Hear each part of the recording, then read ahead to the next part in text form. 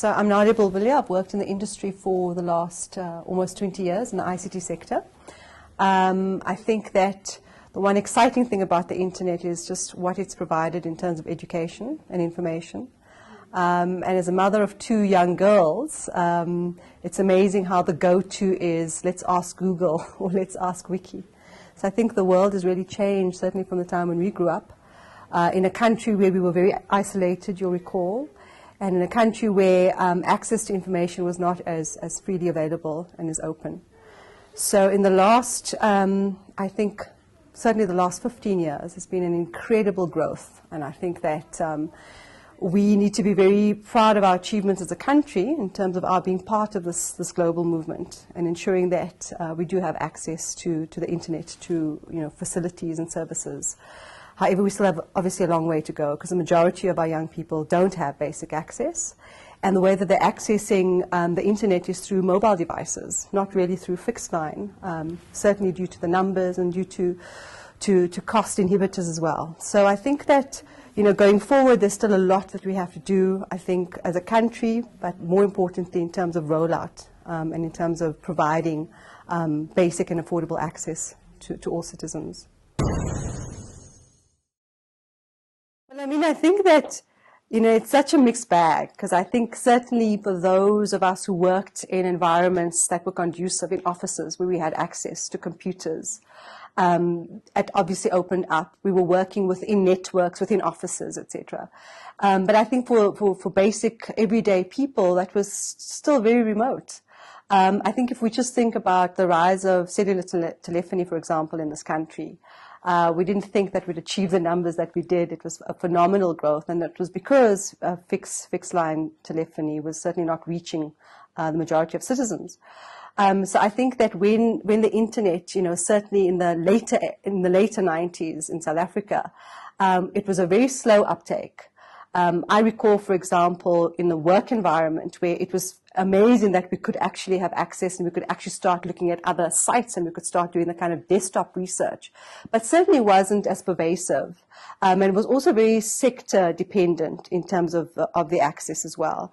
Different industries took to it very differently depending on what they were doing and the services that they were offering. I think that what really excited us, of course, was the opportunity and ability to be part of it and to be creating our own websites and our own content and to be generating that.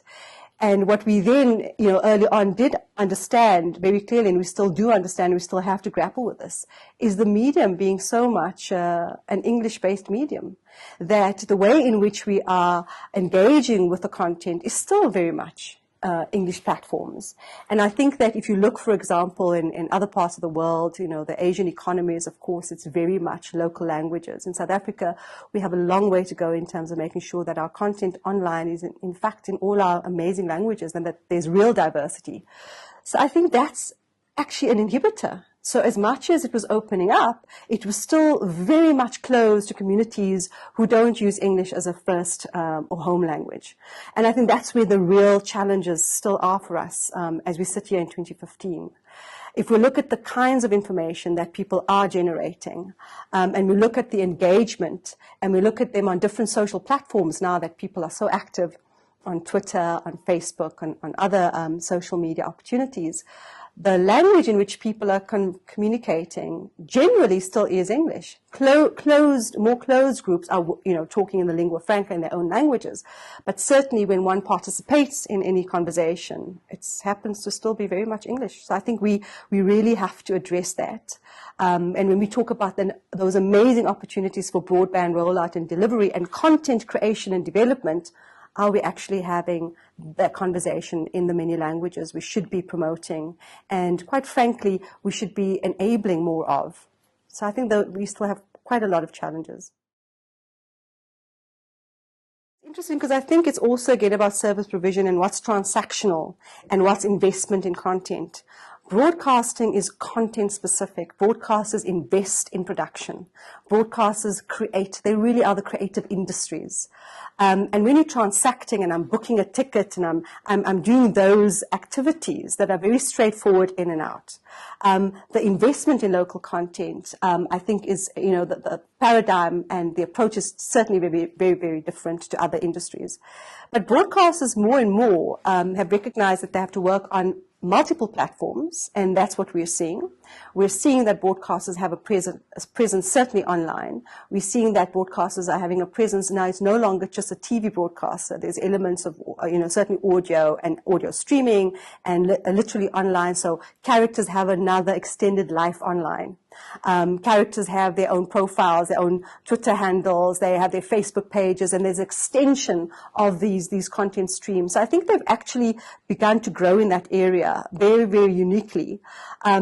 I do think that it's certainly not at the levels we're seeing in other very sophisticated economies and democracies, but I think we've got to also develop, I think, on our own, level in the way that we want to, but there is a lot of activity and a lot of innovation happening.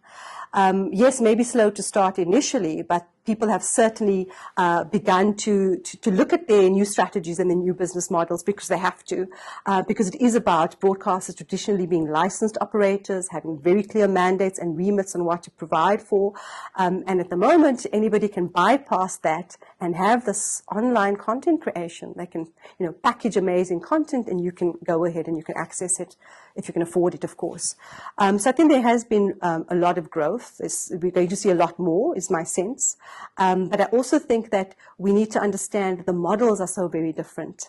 There's a lot of, as you know, criticism around the kind of user-generated content that we are seeing, where people are assuming to take on the roles of, credible hardcore journalists, where one is having to now really begin to question and discern what do you trust, what don't you trust.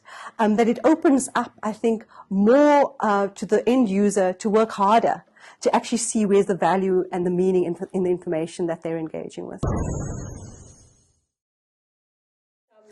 Well, I mean, if you see some, and a lot of them are formats that you see in other jurisdictions. So, for example, one that everybody is quite taken with, because everybody wants to be a cook and a baker and all the rest of it, is how that extends to, in a program, which is a cooking show, for example, is how that extends to, you can get these recipes now online.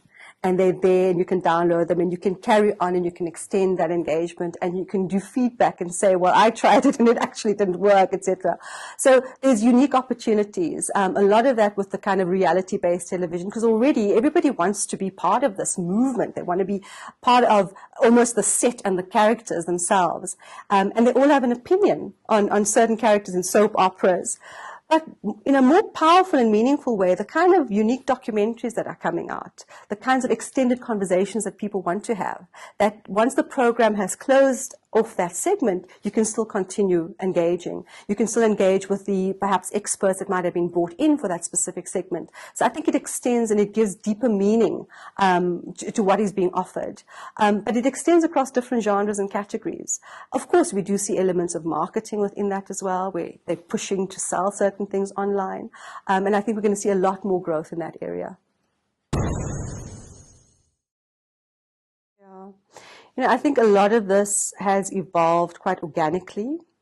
What we've seen with the rapid uptake of mobile telephony and the ability then to get services through your mobile handset device has overtaken fixed line. We see this. And that's where the real penetration is happening as people get smarter devices. I think that despite all efforts, trying to put in place clear policy objectives, which we have already, clear intent, we've seen pockets of excellence, and we've also seen, opportunities lost.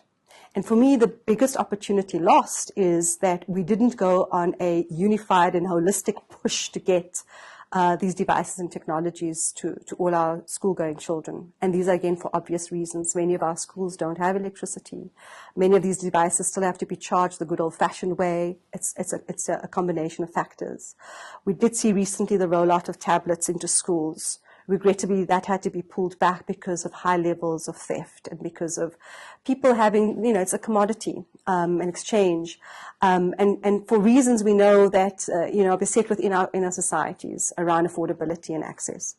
I think that we've seen certainly a lot of innovation across the board, which is always good. And we've seen a great amount of competition bringing in newer opportunities at more affordable prices. So we've seen in some areas prices coming down. You're able to get services that are now bundled, and you're able to then access greater internet online activity, etc. But I think that from a policy point of view, of course, we've got our SA Connect, our broadband strategy in place. Policies are only as good as they are implemented, and I think that is where we have fallen short, regrettably, where we've not had this integrated strategy and approach from across a range of government departments. You've got to approach this holistically. You cannot have one area, one government department pushing in one direction and the other not quite. And the opportunities for enablement, just from a pure, not only education, but when you think about health services and you think about a patient's information being accessible and available by the click of one button across all levels, whether I'm going to a so-called rural hospital clinic to something in a very urban area, that all of that data and information is there and credible and authenticated and that you can use. It's powerful. And yet we don't have that. Yet we have different streams. We have sometimes contradictory and conflicting approaches. We also obviously have, service providers wanting to sell all sorts of services. And so there's no unified approach. So we've really got to review, and I think we need to audit and find a better space now to not start again, but look at where we can improve and where we can find synergies and work more collaboratively. So I think we've really, in terms of our rollout and the targets, we've missed some years. And I think that we have to own up to that. And we have to accept where we've made those mistakes. And we've got to realign from a government, NGO, civil society perspective. It's actually no use now harping on what went wrong. I think our focus needs to be, how do we fix it? How do we move forward? How do we track our developments? How do we put in monitoring and evaluation systems? How do we robustly take this forward and forget about pointing fingers? Really just look at the bigger aims and objectives, certainly about bringing basic access to all our citizenry. I think that we need to embrace the kind of innovation and the kind of developments that are happening around us. But I think we have to do that in a very responsible way. So the things that concern us most, for example, is the protection of young people. Certainly around content and around content that can cause harm. Certainly around hate speech. And I think that we're very concerned about codes of conduct and about how, when we are providing a service, we're working within a framework. So, for me, the one thing is, how do we continue to encourage opportunities for many different layers within this bigger ecosystem? But how do we ensure that we're doing it in a responsible manner, that we uphold the constitutional principles, that we put in protections and safeguards specifically around young people and the younger audiences? And that we are constantly on the alert. We're certainly very concerned with issues of national protection. We're very concerned with, unfortunately, what's happening globally around terrorism, around hate speech. So I think it's about putting in the safeguards and the codes of conduct and the kinds of standards that we can all live by and implement. And I think that's where you need to start. I think the technologies are going to grow and develop at the rapid rate at which they are. You can't stop that. But you want to find ways to enable that, as I said, in a much more responsible and coordinated fashion. I think that we also have to look at traditional broadcasting being reliant on access to spectrum and having very clear obligations, because these are national resources. They belong to the nation, to all of us. They are almost put on loan to these providers who provide these amazing services. Where you are bypassing that and you don't have to get specific licenses, more so that you start adhering to a kind of self-regulatory code, a kind of responsible management of codes and standards. And I think that's what we need to be thinking more of. And we're seeing that globally. There's a huge trend and push. You also know that whether it's Facebook, whether it's LinkedIn, whichever other social media out there, there are safeguards and protections already built in. And I think that's what we're going to see more of, and it's how we build a sophisticated way in which to mediate and moderate as well. So I think that the way it works really well is when you have this co-regulatory approach. So the approach for broadcasters is they have broadcasters signed to a code of conduct, and the self-regulatory mechanism or co-regulatory mechanism is the Broadcasting Complaints Commission of South Africa, and complaints are heard through the BCCSA. But the code of conduct obviously has the oversight of the regulator. So it's a co-regulatory mechanism. It's not the broadcasters totally independent of anything. There is this environment of co-regulation, and it works really well. So much so that if you looked at the last annual report, for example, of the regulator, they might have heard 167 complaints in the telecoms and postal sector, but just 2 on the broadcasting side, because the BCCSA environment has worked efficiently and effectively for 20 years. Of course, we continuously have to improve and strengthen, and we constantly review that. So any changes that are warranted have to be looked at, and any reviews have to be taken back to the authority in terms of the code reviews, so that there is proper alignment, and there's approval, certainly through the mechanism of ICASA. I think we're going to see a lot more of that needs to happen. We are seeing self-regulatory codes through the ISPAs and others who actually have looked at how they need to strengthen and how they need to find opportunities for government and other parastatal organizations to be satisfied with the way in which they are sanctioning, with the way in which they are ensuring that there's a clear monitoring leg to it, and how they deal with any issues or complaints. At the end of the day, we're all here to serve the interest of the public whom we're providing services to, and we need to act in a responsible fashion. And the public needs to know where to complain and who to complain to. So we need to ensure that all of that is up and running. I think that we're in a space now where all of this has to be reviewed, where we need to look at greater synergies again with other self-regulatory mechanisms, because at the end of the day, it's about an end user, the public, saying, who do I complain to about this issue? I don't want to be confused. I need to know exactly where to go. And how long will it take for them to deal with my complaint as well? So I think there's going to be a lot more kind of that build out in terms of mechanisms that really work and that are efficient. Yeah, I mean, I think personally, just the use of the mediums, it's been incredible where to this day, and I said again with young children, you know, it's before they say, Mom, what is? They go, let me ask Google, which is the big joke, I think, in every household.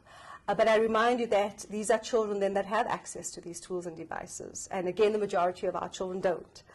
So I think that disparity is something that we've all tried in the civil society movements, in the NGO movements, to bridge gaps and to find greater opportunities for real investment, for partnerships, for funding, going again to big international donor agencies to find ways to support government to roll out and to deliver on these key objectives. So I think we've all kind of worked across the different layers. So I've worked certainly in the area of children's media for the last 20 years, very much television and radio. And you know, at the time when we began the movement around creating real opportunities for children to be heard and seen and involved and participants in content creation, the stream around online and around content available online was an area we were very concerned about, because we were seeing high levels, as you know, of child abuse, child trafficking. And what kinds of safeguards did we need to look at? So on the one hand, whilst we were promoting it and looking for opportunities for young people to create their own, we were also looking at how we needed to mediate that. And it's a double-edged sword. It's always a balancing act that one has to look at. So I think within kind of the NGO space, a lot of that work I've been part of. I think within the kind of national policy and regulatory environment, we've certainly been driving the area around strengthening the codes of conduct. Certainly around ensuring that citizens are aware and know who to call, when to call, how to lodge a complaint, And I think going forward, how we need to again develop with other platforms in terms of finding a more standardized approach to assist end users and ordinary citizens. But I think that if we look at the phases within the country, every few years, the kind of movements and pushes, where in the past we were very, very much reliant on the information we were able to access, which was American and European. I think we are beginning to also search beyond, and we're getting content from other parts of the world. And I think that, again, it's the language issue. Now you can do translate. Now you can get content and just have it translated. Of course, I'm sure there's a lot you lose in that, but you still have that opportunity. You're able now to go across jurisdictions that you ordinarily wouldn't have thought of, but suddenly there's an online presence, and you're able to broaden the engagement, broaden your research capabilities. Even the way that we do research, the way that we do data analyses, I think it's just so much more rich. The data is so much richer, and we can start comparing. So even within academia, we're beginning to have closer relationships with other academic institutions, and the opportunities for global research, I think, is just amazing.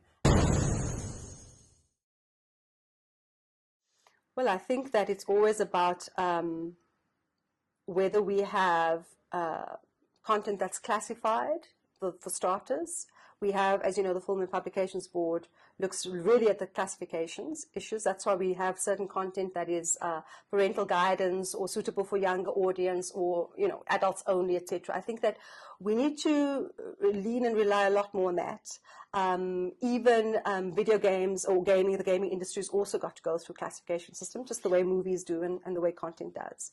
I think we've got to be very mindful, certainly as content developers and creators as well, around who's the target audience, and around how we are displaying, whether it's violence, the kinds of things that we are so concerned with in terms of whether audiences are age appropriate to be able to understand the content that they're receiving. So I think we need to work much more closer with educators, and certainly with people who have worked in this area for a very long time. We forget that. We forget that we need to develop partnerships in the development of our own content creation when we're pitching it for specific target age groups. We certainly have to have audience advisories. You as the caregiver, adult, mature person needs to see those advisories and warning systems, and needs to know and take the decision and be proactive about whether or not it is safe viewing, whether it's appropriate viewing. And I think we lax in that sometimes as a country. We don't take this seriously enough. How many times have you walked into a movie theater and you've seen underage children, even with older caregivers, walking into the cinema? And you know the rate, you've seen it. So we're not being, I think, ourselves as individuals as careful as we ought to be. So I would look at that as well. But more importantly, I would definitely look at where are the opportunities to raise the alarm bells, to raise concern. What are the firewalls that are in place? What is it that we are communicating and empowering people to enable them to make better choices, simply better choices? When our children go online, what are they accessing? And are we aware of what they're accessing? Do we look at the history of the sites that they have visited? What are we actually teaching at schools? What are we teaching within our own communities? And there's, I think, a really unique and important role for non-governmental organizations and civil societies. There's an important role for youth organizations, and we need to start building more of that. And I think it's about creating greater opportunities and hubs rather than less.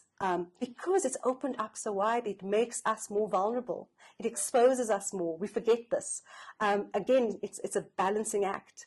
And do we, when we're sitting with our young, children, communities, what kinds of conversations are we having? And are they appropriate enough? So when we look at the online activity, why are we alarmed? Is it because we're just not having the conversations we ought to have as well, beyond what they're doing online? So I think, it puts us at greater demands, I think, to be more involved and more actively involved in it.